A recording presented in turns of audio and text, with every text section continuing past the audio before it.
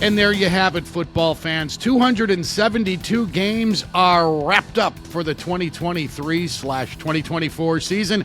And now it's time to get down to the final 14 teams. Playoff football has arrived, and it will include the Green Bay Packers because they beat up on the Bears Sunday at Lambeau Field. Glad you're with me today. I'm Dan McNeil on the Danny Mac podcast on the Bet Rivers Podcast Network. I'm going to get as much as I can in on where the Bears go from here during these next 15, 20 minutes or so, while also hitting some of the key points in yesterday's game. And many of them do extrapolate into what the Bears are going to do in the future, because I think a lot of people have had it up to their baby blues with Fields not being able to get over a hump against the Packers. He's now 0-6 against Green Bay in his 3 years as the Bears starter. Jordan Love in his first year as the Packers starter sparkled again Sunday. Man, what a ride it has been this football season. I didn't expect after the first 4 games of the year when the Bears lost that it would be this interesting the final 6 or 7 weeks of the season. And I give Matt Eberflus, the head coach, enormous credit for getting his team together defensively and putting on a push and resembling what a good NFL defense looks like. They did it with consistency, with frequency. They were the number 1 rush defense in the NFL. Wouldn't have known it yesterday against Aaron Jones, but the Bears defended the run very well. And once Montez Sweat joined the mix midstream, they started getting after the passer better. Sweat concludes this season as the number 1 sack man on 2 teams. That's right. If you missed this, his 6.5 sacks were with the Commanders before Ryan Poles made a move for him, were the most on the Commanders at the time, and they remained the best on the team this year. His 6 sacks with the Bears led the Bears.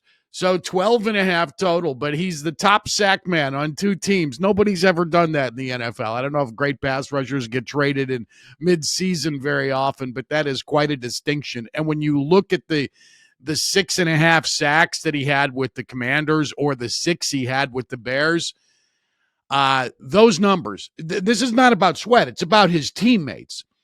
That tells you how far the rest of those guys have to go in terms of being consistent pass rush threats, because the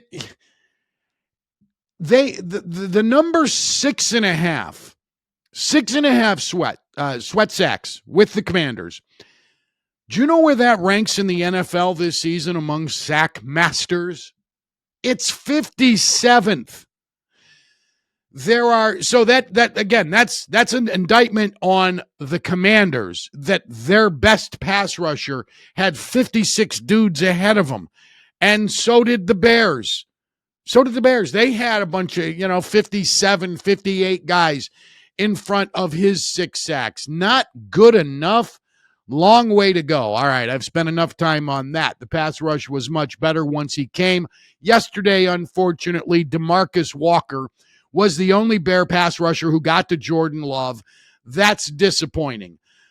They only forced 1 turnover yesterday. They forced a Jordan Love fumble. Tyreek Stevenson, again, getting near the football and making a difference. But the Packers threw the ball extremely well. Love completed 84% of his passes.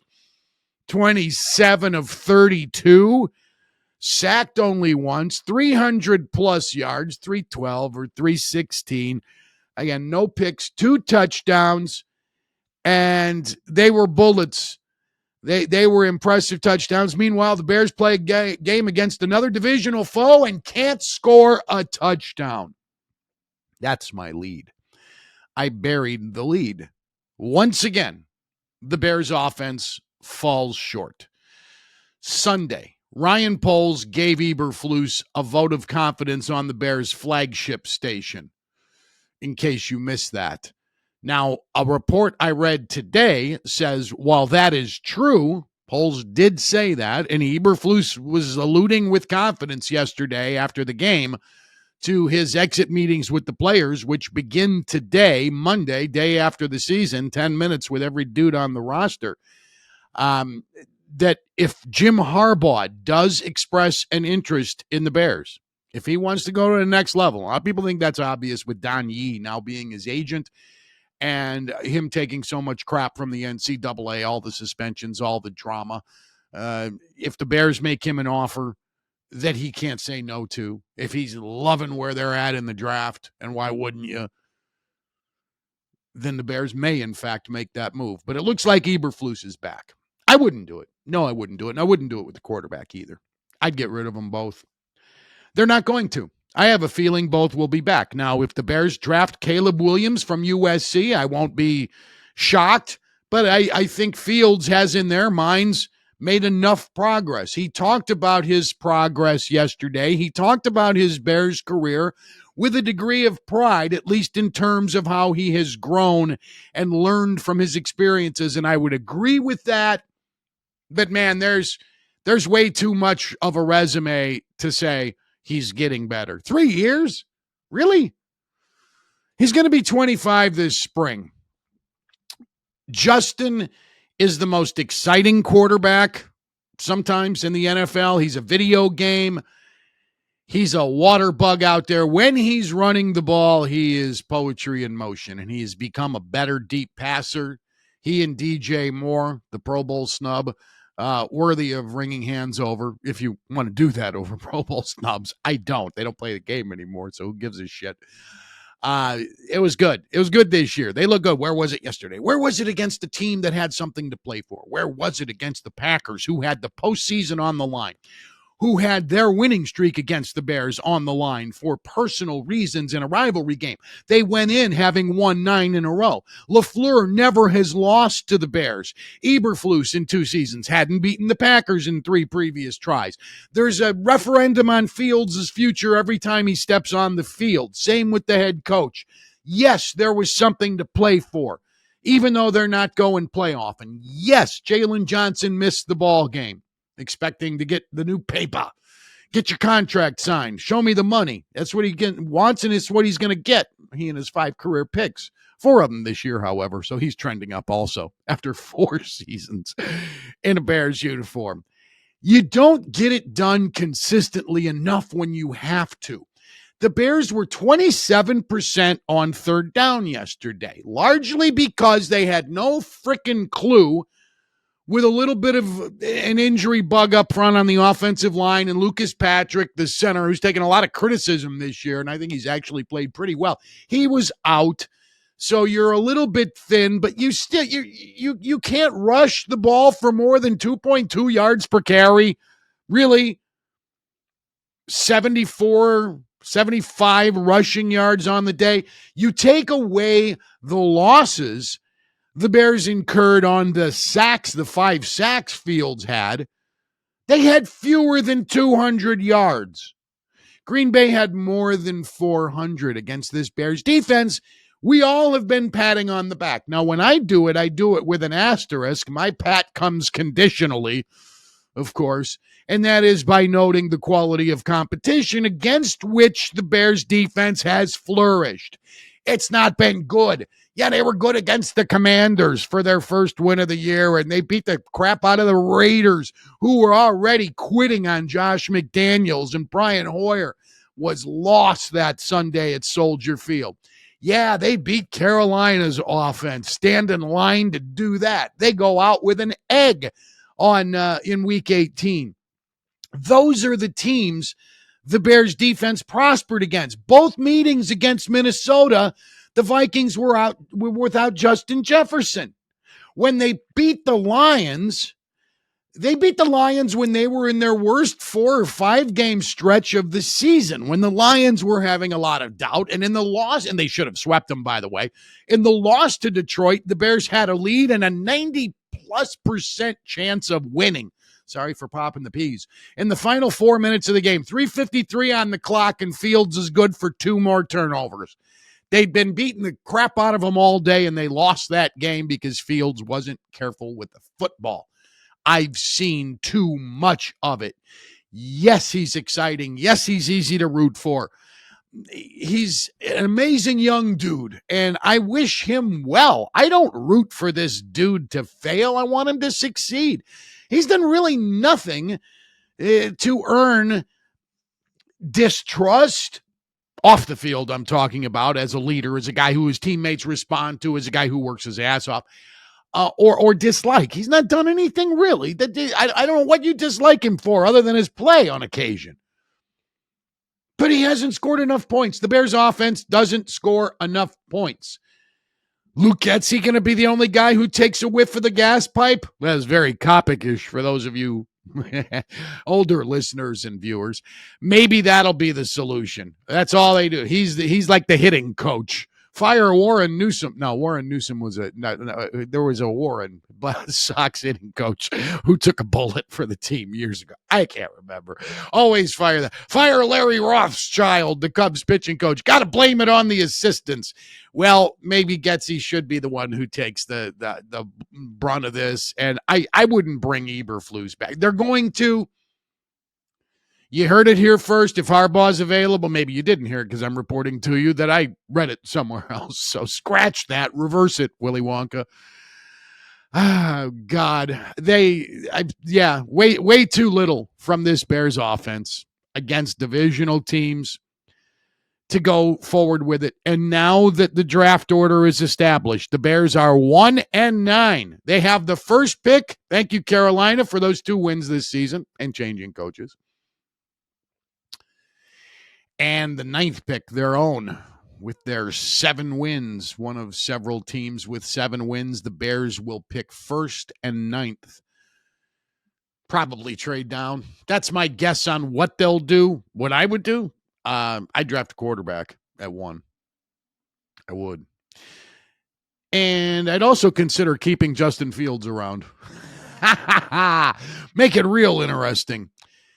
You're not going to get a chance. If you keep the 9, there will not be an upper echelon quarterback available to you. So if you don't pick a quarterback with the 1 or trade down a slot or 2, you can't go much more than that, because the teams right after Chicago are Washington, New England, Atlanta's in there. Only the Chargers of the teams drafting between 2 and 8 are a certainty they won't go quarterback. Maybe Tennessee. Maybe Tennessee thinks it has the future. I don't know about it. But so you're going to have some of the best guys gone. Those teams ahead of the Bears' 9th pick will be gone. You're not going to get a quarterback there. Very unlikely, unless you were to trade up with that 9th pick, and maybe the Chargers would meet your price because they need bodies too. And a new head coach. The Bears don't. So what I would do with that first pick, I would draft a quarterback. Now, given the fact that I think Fields is going to be back, maybe that shifted to a smaller percentage yesterday. I think it did. I went into yesterday's game thinking, man, that thing against Atlanta was just smoking. They looked so good against Atlanta. It's Atlanta. They fired their head coach at 12:01 this morning. Black Monday starts in its first minute. And then Ron Rivera, right around 7 o'clock Chicago time, gets the news. You probably got it yesterday that he's out in Washington. More on that before I close you up today. But I think it would be exciting to have a quarterback, Justin Fields, DJ Moore.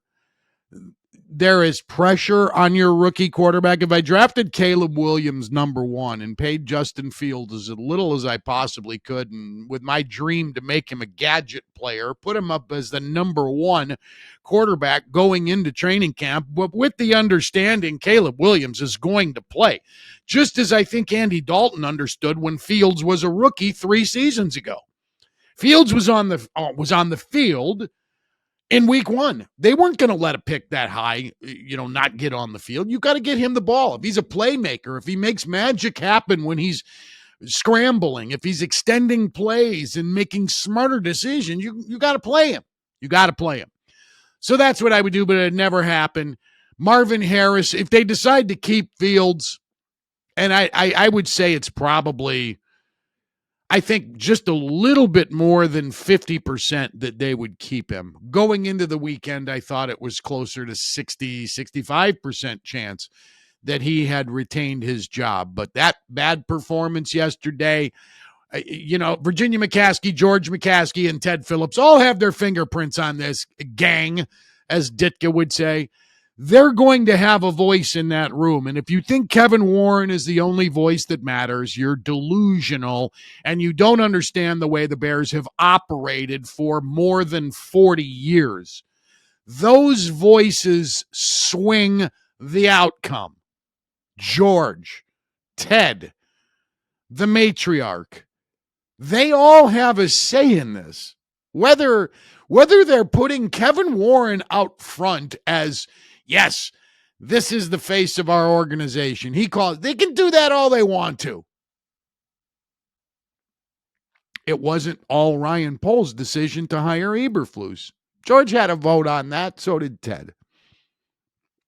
I always have been pretty plugged into what goes on with the Bears behind the scenes, and those of you who have been with me over the years recall a number of times when I had the dope on Bears inner office workings, going back to 99 when they screwed up the Dave McGinnis hiring, why that fell apart. I reported intimate details on that. Nobody else had. When Jerry Angelo was hired, I told you he wants to hire Nick Saban as soon as they're done with Dick Duran. I was right about that. Nick Saban almost threw Ted Phillips out a window when they tried to negotiate that contract. Ultimately, it's Lovie Smith. A ton of things over the years. Trust me when I tell you, those people have a voice in the room. They are heard. And it's not just Kevin Warren. Can Kevin Warren get over the bad blood, if any really existed? Maybe it was just business when he and Jim Harbaugh butted heads during the pandemic, because Warren in the Big Ten, he was the commissioner of Big Ten at the time, he was quick to pull the plug because of the pandemic on the Big Ten season. That infuriated coaches, of course, who thought the pandemic was a common cold. We didn't really understand it still in August of 2020. I would never criticize somebody for being protective of their constituents and college students, student athletes. I know Michigan's a football factory and a lot of other Big Ten schools are, but still, there's still not all of them. You got to protect those people. Won't criticize you for that. Well, the coaches did, and Harbaugh, of course, who can't stop himself, probably was as vocal as anybody. He took mocking pictures outside the big house, I think, with a daughter, and they were both wearing masks, making fun of those who respect the rules of COVID. So if Warren can get past that, and he really wants Harbaugh, then that would make it really exciting. It would have to be very appealing to Jim. I won't tell you where to put your money, and I probably won't put any money on it. I think Michigan's 4.5. Last I saw, saving my money for wild card weekend, and I will do some of those picks on Thursday. I'll also talk a little bit more about Ron Rivera's dismissal in Washington on Thursday's podcast. If we don't drop one sooner, there could be more news here on Black Monday. All we know today, as of this recording, just a little bit of after 8 o'clock Chicago time, Monday morning, is Arthur Smith. 12:01 this morning, Ron Rivera Commanders. Bill Belichick's news conference said nothing. Mike Vrabel is supposed to meet with Tennessee management later in the week. We know that. We don't know anything about the future of some other coaches. We'll hear more today. We'll hear more throughout the week. And if situation calls for a podcast, I'll hit you up before Thursday. I don't like waiting until Thursday. I can't wait to share with you a story about another fantasy football divorce.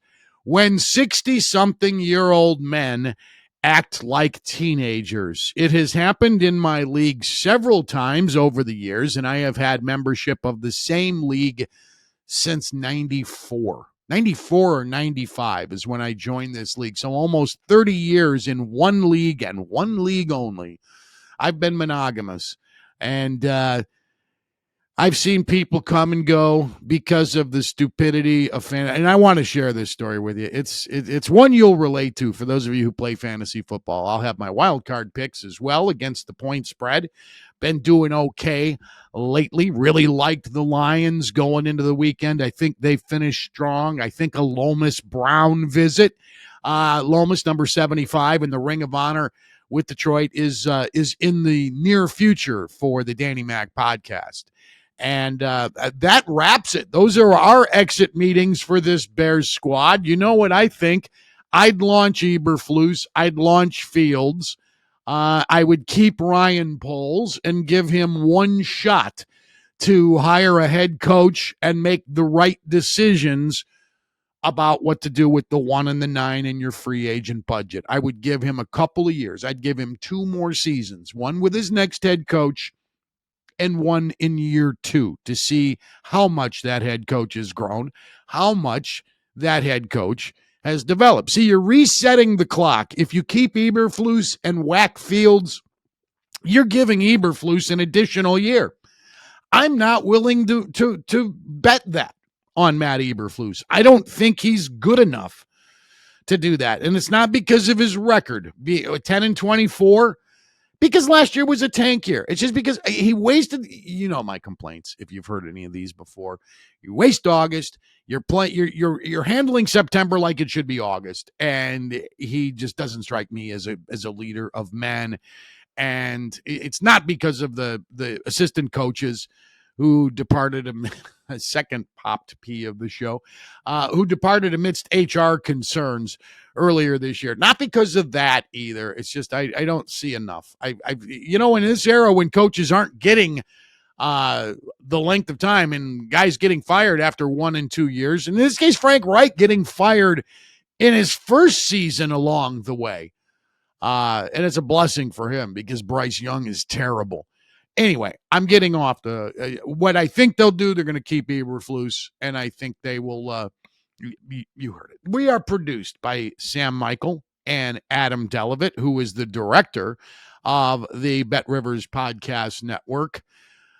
Mr. Vacation. I'm glad he sunscreened his Golden Dome because he looks clean and magnificent early in the morning.